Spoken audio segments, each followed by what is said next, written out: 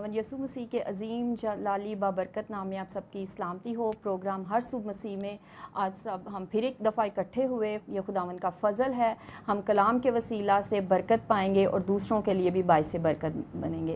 आज हम इस प्रोग्राम में जो है दुआ के ताल्लुक़ से सीखेंगे कि हमें अपनी ज़िंदगी में कैसे दुआ करनी चाहिए और दुआ करना क्यों ज़रूरी है, कितना ज़रूरी है और इसके क्या फ़ायदे हैं। इसके लिए हम देखेंगे कलाम मुक़द्दस में से रोमियो 8 बाब उसकी 26वीं आयत। खुदावंद के ज़िंदा पाक कलाम में यूँ मरकूम है, इसी तरह रूह भी हमारी कमज़ोरी में मदद करता है, क्योंकि जिस तौर से हमको दुआ करना चाहिए हम नहीं जानते, मगर रूह खुद ऐसी आहें भर भर कर हमारी शफ़ात करता है जिनका बयान नहीं हो सकता।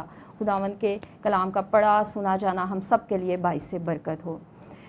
इधर हम देखते हैं कि पलूस रसूल जो कि एक तजर्बाकार खुदा का खादिम है, शागिर्द है, वो भी दुआ के बारे में क्या लिखता है, क्या कह रहा है।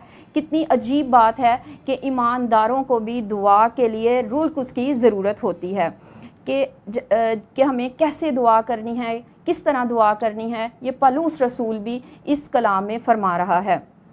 रूल कुछ जो हमने पढ़ा के देखा कि ऐसी आहें भर भर कर हमारी शफ़ात करता है जिनका बयान नहीं हो सकता।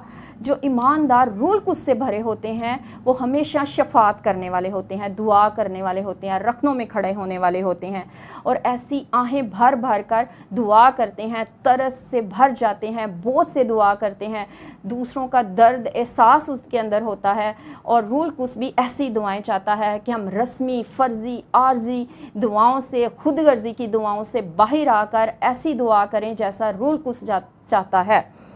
और हमारी दुआएं जो हैं, एक ईमानदार की दुआएं जो रूल कुछ से भरी हुई दुआएं हैं, ये रूहानी जंग है और ये जान फिशानी से दुआएं होती हैं, इख्तियार वाली दुआएं होती हैं, पावरफुल दुआएं होती हैं। हम उन शागिर्दों की तरह बन जाएं जो यसू मसीह को कहते हैं शागिर्द।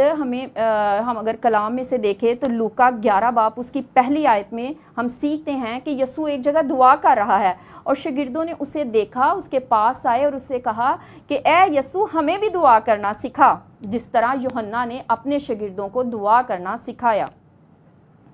ईमानदार हमेशा रूल कुछ की रहनुमाई में खुदा से मदद मांगता है कि हमें और बेहतर अल्फाज दे और दुआ करना सिखा, हमें विजन दे, हमसे बात कर, कलाम कर कि हम कैसे दुआ करें, किस बात के लिए दुआ करें। यसू की जो प्रीचिंग है, हमें पूरी बाइबल मुक़द्दस में पावरफुल प्रीचिंग नज़र आती है। और शागिर्दों ने यसू से ये नहीं कहा कि हमें भी मुनादी करना सिखा, प्रीचिंग करना सिखा। जैसा कि हम देखते हैं कि शागिर्द साथ साथ थे, वो यसू मसीह के मौज़ात भी देखते थे कि यसू मसीह कैसे कैसे मौज़े करता, मुर्दों को ज़िंदा करता, लंगड़ों को टांगे देता, कोड़ियों को पाक साफ़ करता।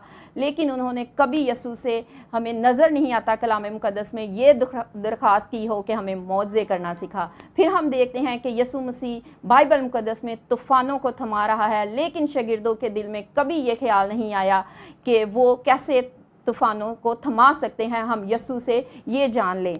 वो यसू के साथ साथ रहते थे, उन्होंने समझ लिया था, गौर कर लिया था, सीख लिया था, पहचान लिया था कि यसू मसीह की इस पावरफुल मिनिस्ट्री के पीछे क्या चीज़ है, और वो थी यसू मसीह की दवाया ज़िंदगी।